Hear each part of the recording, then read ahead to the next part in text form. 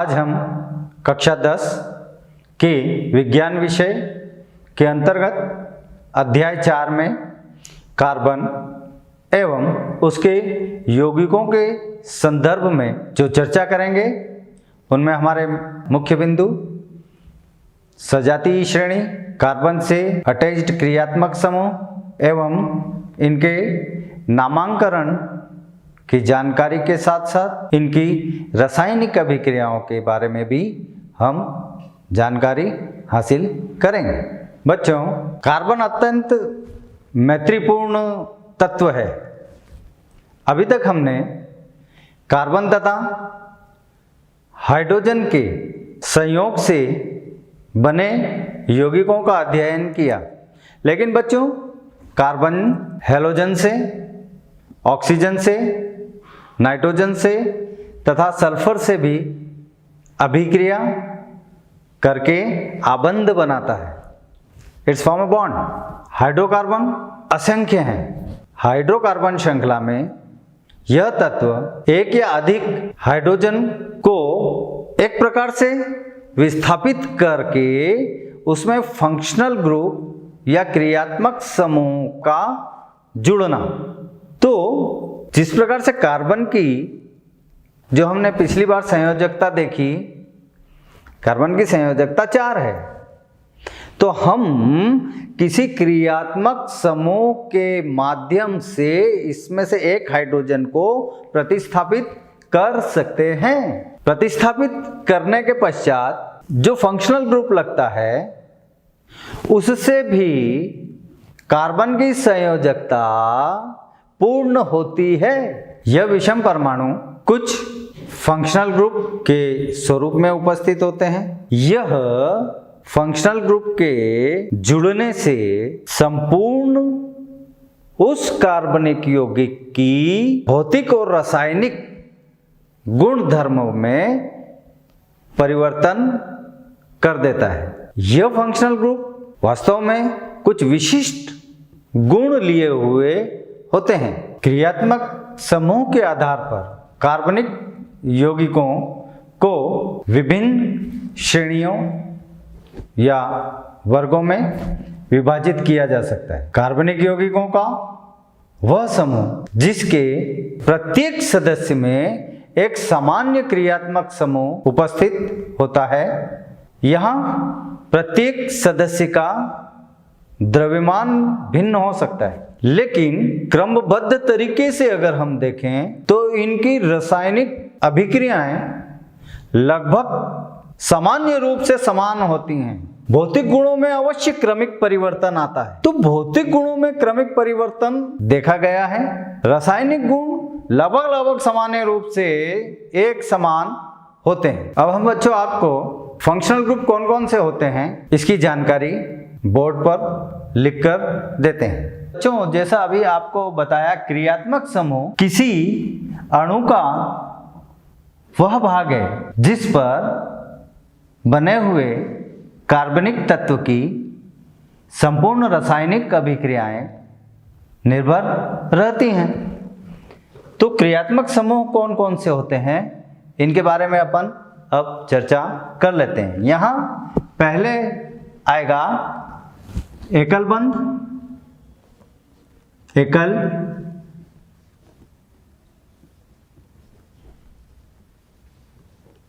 बंध। एकल बंध में बच्चों कार्बन कार्बन, ये 2 कार्बन एक दूसरे से अटैच किए अपन ने। अब इसकी यहाँ 3 वैलेंसीज फ्री हैं, ये अपन ने तीनों वैलेंसी को बता दिया। इस प्रकार से यह कहलाते हैं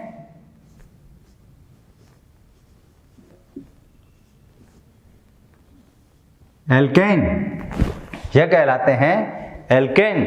और स्वाभाविक है बच्चों, अभी आप समझ ही गए होंगे कि ये एग्जाम्पल क्या हो सकता है। यह एग्जाम्पल हमारा होगा अगर हम IUPAC की भाषा में बात करें तो यह RH होगा, अन्यथा यह C2H6 कहलाएगा। इसी प्रकार से अगर हम देखें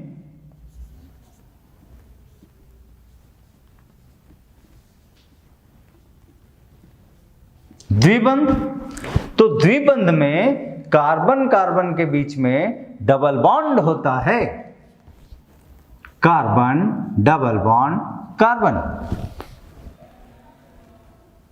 यहां इसका अगर अपन सूत्र देखें तो ये दो वैलेंसी, कार्बन, इस कार्बन की दो वैलेंसी, इस कार्बन की दो वैलेंसी फ्री है, वो अपन ने शो करी। यहां की वैलेंसी डबल बॉन्ड के साथ एडजस्ट हो गई। इस प्रकार से यह कहलाता है एल्कीन।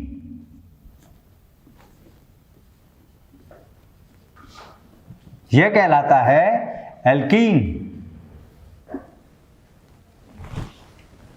जिसका हम उदाहरण लें तो द्विबंध में बच्चों कार्बन डबल बॉन्ड, ये दो हाइड्रोजन के लिए वैलेंसी है, यह कहलाता है एल्कीन। यहां पर हम इसे करेंगे RCH डबल बॉन्ड CH2। अब हम त्रिबंध की चर्चा करेंगे। तो त्रिबंध में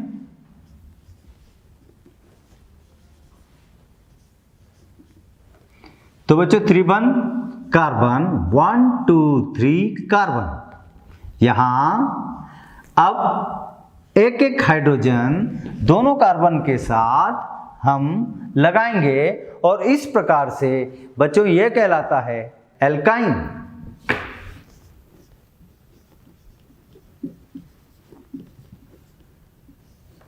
सूत्र के रूप में अगर अपन इसे देखेंगे तो यह कहलाएगा RC123 तीन बॉन्ड CH।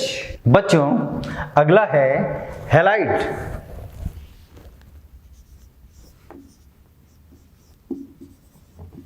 जैसा कि आपको अच्छी तरह से पता है, हैलाइड को हम सामान्य सूत्र X के द्वारा प्रदर्शित करते हैं। यह क्लोरीन, ब्रोमीन, आयोडीन की ओर इंडिकेट करता है। जब यह किसी ग्रुप के साथ अटैच होगा तो उस ग्रुप का जो उदाहरण होगा वो हमारे ग्रुप का उदाहरण कहलाएगा मैथिल क्लोराइड।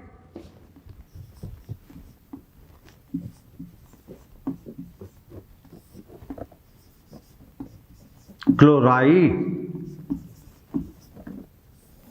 मैथिल क्लोराइड। इसका अगर हम सामान्य सूत्र देखें तो इसका सामान्य सूत्र बच्चों होगा CH3Cl, CH3Cl, CH3Cl।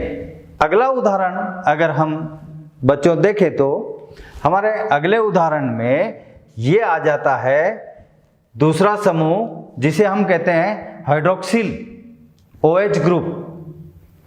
तो हाइड्रोक्सिल ग्रुप में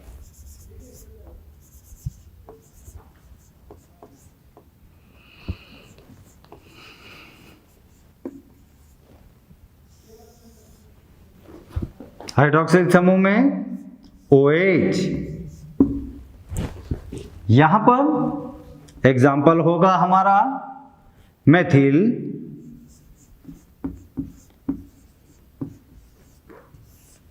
alcohol.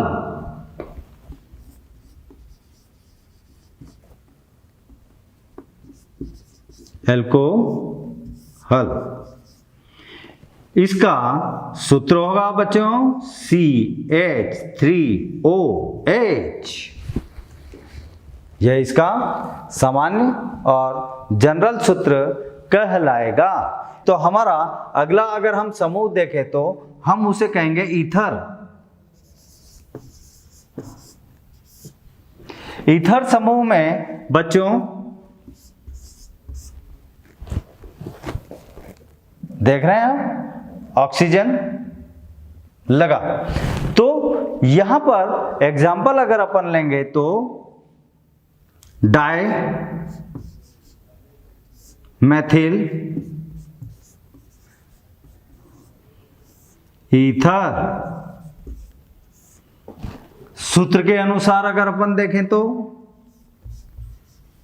CH3O CH3 CH3O CH3। इसी प्रकार से बच्चों हमारा अगला समूह एल्डिहाइडिक ग्रुप कहलाएगा।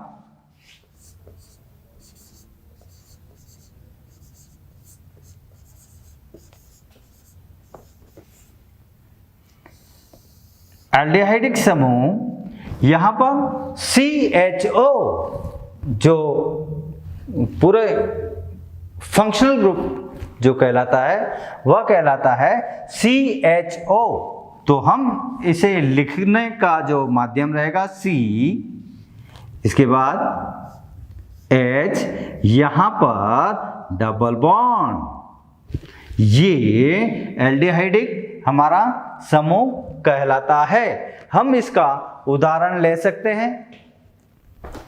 इसके उदाहरण में हम लेंगे एसीटल्डिहाइड।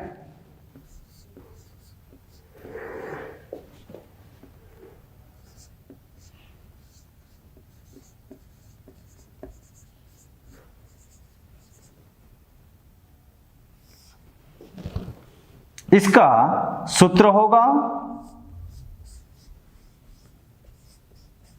CH3CHO। बच्चों हमारा अगला है कीटोनिक।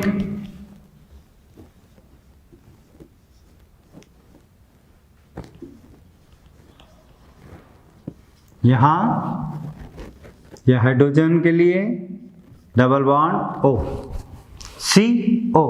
इसका अगर हम उदाहरण देखें तो हमारा उदाहरण कहलाएगा एसीटोन।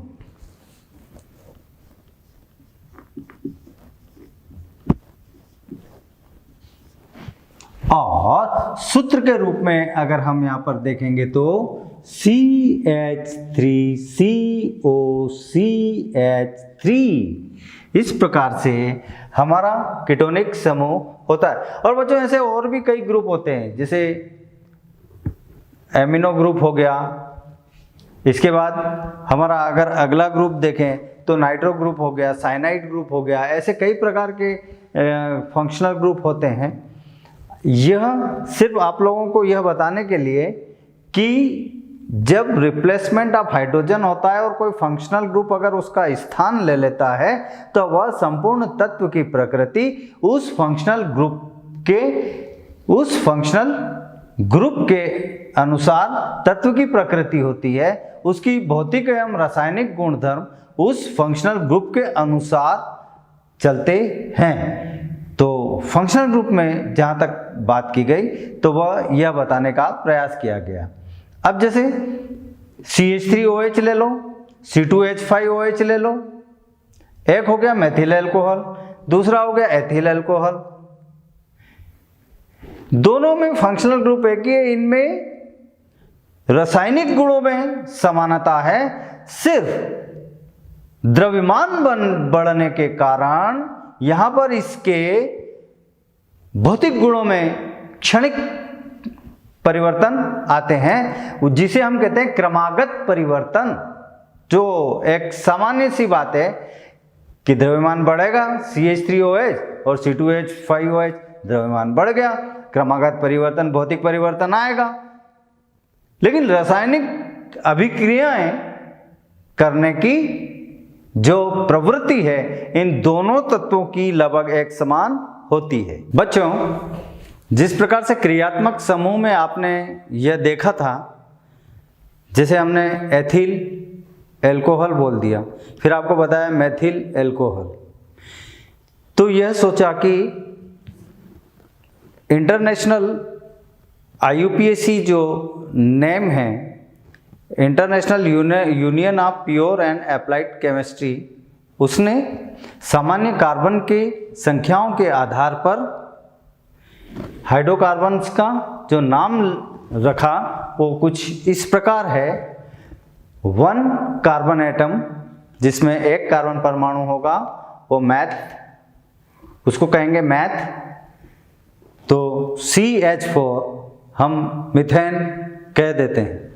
उसी प्रकार से जब 2 कार्बन एटम होगा तो ये एथ, इसके बाद 3 कार्बन में प्रोप, 4 कार्बन एटम में ब्यूट, 5 कार्बन एटम में यह कहलाएगा पेंट, 6 कार्बन एटम में हेक्स, 7 कार्बन एटम में हेप्ट, 8 कार्बन एटम में ऑक्ट, 9 कार्बन एटम में यह कहलाएगा नॉन, और 10 कार्बन एटम में डेक। इस प्रकार से यह अंतरराष्ट्रीय मानक के आधार पर यह निश्चित किया गया कि कार्बन की संख्याओं के आधार पर इन्हें किस नाम से पुकारा जाए, यह आपको बताया। बच्चों, अब अगले चरण में संतृप्त और असंतृप्त हाइड्रोकार्बन्स को जो पुकारने की या उन्हें कहने की पद्धति होती है, तो संतृप्त हाइड्रोकार्बन में जैसा कि हम जानते हैं यहाँ पर सिंगल बॉन्ड होता है कार्बन कार्बन के बीच में, कार्बन हाइड्रोजन के बीच में। उदाहरण सिर्फ एक ही लिखा है, जैसे CH4, तो इसे हम कहेंगे मेथेन, इसे हम कहेंगे मेथेन। उसके बाद जब असंतृप्त हाइड्रोकार्बन, जिसे हम बोलते हैं एल्कीन, लेकिन यहाँ ध्यान देना है, यहाँ पर कार्बन कार्बन के बीच में डबल बॉन्ड है, 2 बॉन्ड है। ये C2H4, इसका नाम है एथीन, और IUPAC के हिसाब से इसे कहेंगे एल्कीन। तत्पश्चात असंतृप्त हाइड्रोकार्बन का अगला उदाहरण, असंतृप्त हाइड्रोकार्बन एल्काइन। तो यहाँ पर हमने उदाहरण लिया एसिटिलीन का, जिसमें 2 कार्बन C2 जो एक दूसरे से ट्रिपल बॉन्ड के द्वारा जुड़े होते हैं। हाइड्रोजन दोनों कार्बन में एक एक जुड़ी होती है। फार्मूला है C2H2। ये सिंगल बॉन्ड का उदाहरण है और इसका नाम है एल्केन। असंतृप्त हाइड्रोकार्बन डबल बॉन्ड एल्कीन, और एल्काइन ये ट्रिपल बॉन्ड कार्बन कार्बन के मध्य होता है। तो ओवरऑल एल्केन, एल्कीन, एल्काइन के नाम से हम हाइड्रोकार्बन को संबोधित किया जाता है। बच्चों, अब हम कार्बन यौगिकों के रासायनिक गुण धर्म जानेंगे। सबसे पहली अभिक्रिया हमारी है दहन। इसमें मीथेन 2O2, इसे हम कहते हैं कंबंशन। हवा सुचारू रूप से लगातार प्रवाहित की जाए, गर्म हवा, तो यह मीथेन टूट जाता है, ऑक्सीजन से अभिक्रिया करता है। यह टूटता है तो यहाँ पर अगर अपन देखें तो ये एक कार्बन है, ये बनाएगा ऑक्सीजन से रिएक्शन करके CO2। टोटल ऑक्सीजन है 4, 2 ऑक्सीजन यहाँ पर हमें प्राप्त होती है। इसी प्रकार ये है हाइड्रोजन। टोटल अगर गिनते हैं हम लोग तो ऐसे गिनते हैं, हाइड्रोजन कितने हैं, हाइड्रोजन 4, तो इसको यहाँ पे 2 ऑक्सीजन बची, वो 2 ऑक्सीजन 2H2O पानी बनाएगा और इसमें ऊष्मा उत्पन्न होगी और इसमें कुछ मात्रा में लाइट भी उत्पन्न होती है। बच्चों, हमारी इसी प्रक्रिया में अल्कोहल क्षारीय KMnO4 या अम्लीयकृत K2Cr2O7 से जब इनकी अभिक्रिया करवाई जाती है तो ये KMnO4 या K2Cr2O7 अल्कोहलों को ऑक्सीकृत कर देते हैं एवं अम्ल बनाते हैं। यह एसिटिक एसिड कहलाता है CH3COOH। बच्चों, हमारी दूसरी अभिक्रिया है संकलन अभिक्रिया। संकलन अभिक्रिया में असंतृप्त हाइड्रोकार्बन से अगर हाइड्रोजन जुड़ेगा तो वह सेचुरेटेड अर्थात संतृप्त हाइड्रोकार्बन में परिवर्तित हो जाएगा। यहाँ पर निकल कैटलिस्ट प्लस हीट की आवश्यकता होती है। हमने C2H4 लिया है, CH2 it's known as ethene. यह असंतृप्त है। When it reacts with the hydrogen, this will gives us ETHA ethane, or this is converted into the saturated hydrocarbon। बच्चों, एक और आपके लिए एक बेहतरीन रिएक्शन देखिए, ये है वेजिटेबल ऑयल, वनस्पति तेल। ये अनसेचुरेटेड होता है, असंतृप्त होता है। इनकी निकल कैटलिस्ट की उपस्थिति में जब इसे गर्म किया जाता है और फिर हाइड्रोजन प्रवाहित की जाती है तो हमें यहां सेचुरेटेड घी मिलता है। ये वेजिटेबल घी प्राप्त होता है जो कि सेचुरेटेड होता है। तो देखा बच्चों, ऑयल से घी में हमने बदल दिया, जिसे अपन कहते हैं नकली घी। बच्चों, अगली अभिक्रिया है हमारी प्रतिस्थापन अभिक्रिया। जब सेचुरेटेड हाइड्रोकार्बन को क्लोरीन से अभिक्रिया करवाई जाती है तो ये एक हाइड्रोजन को रिप्लेस कर देता है। अर्थात ये कहें कि हमने 2 क्लोरीन लिया, ये 2 क्लोरीन एक CH3 से अटैच हो जाएगा और एक यहाँ से रिप्लेस हाइड्रोजन होती है, यहाँ से एक हाइड्रोजन प्रतिस्थापित होती है। उस हाइड्रोजन से ये क्लोरीन अभिक्रिया करके हाइड्रोक्लोरिक एसिड बनाती है। इसमें जो उपस्थिति है, सामान्य रूप से सूर्य के प्रकाश की उपस्थिति में भी यह अभिक्रिया हो जाती है और यह अभिक्रिया में निरंतरता बनी रहती है। बच्चों, महत्वपूर्ण कार्बनिक यौगिक एथेनॉल की अब हम रासायनिक अभिक्रियाएं करते हैं। सबसे पहली अभिक्रिया है हमारी दहन। दहन में C2H5OH थ्राइस O2 ऑक्सीजन से जब अभिक्रिया करता है, इसे कहते हैं कंबशन।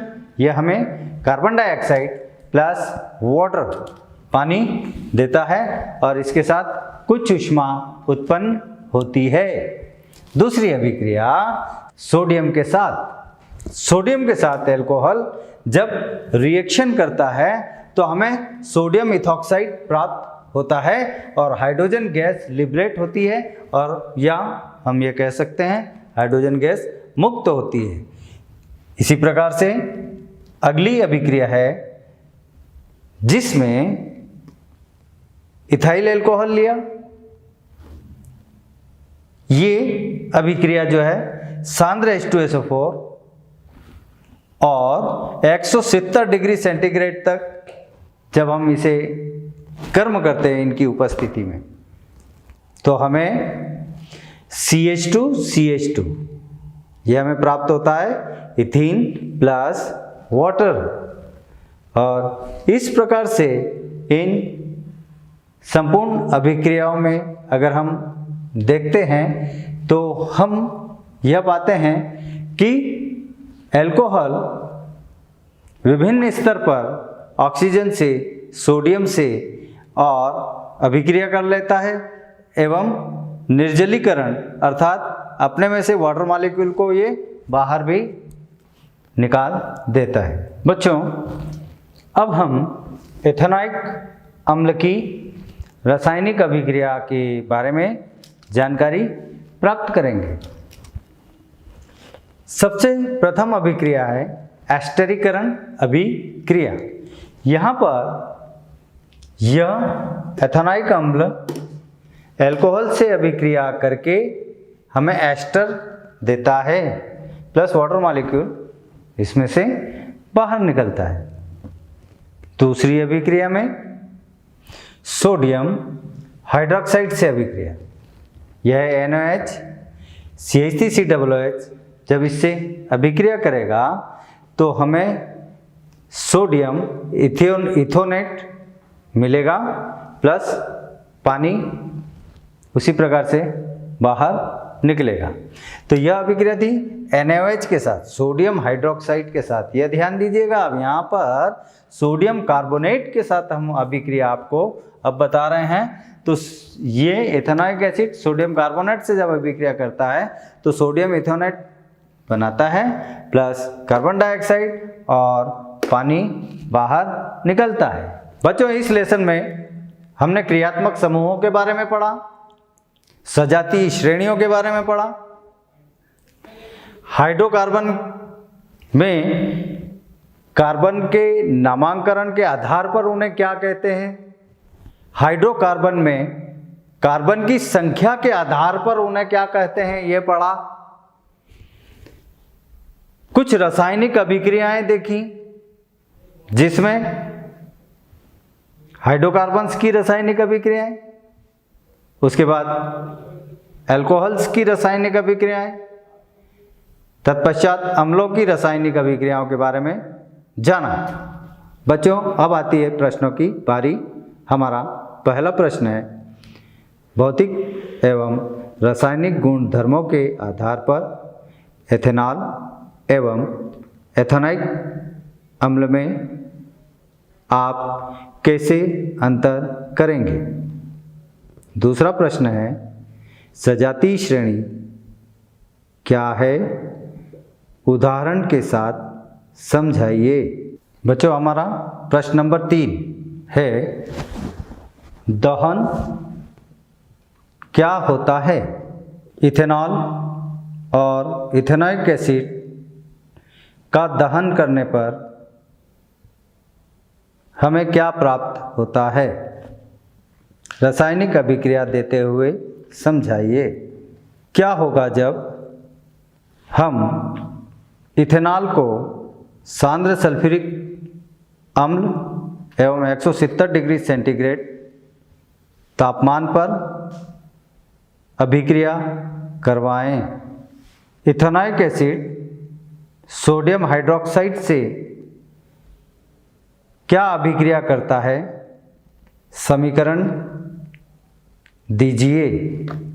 इथेनॉइक अम्ल एवं इथाइल अल्कोहल की अभिक्रिया को समीकरण के साथ समझाइए। तो बच्चों, इस प्रकार से हमारा यह लेसन यहीं समाप्त होता है। आप लिख कर याद करें, जो आपके लिए ज़्यादा बेहतर है। आपको इसमें याद करना है और लिखना है। इस लेसन को यहीं समाप्त करते हैं। जय हिंद।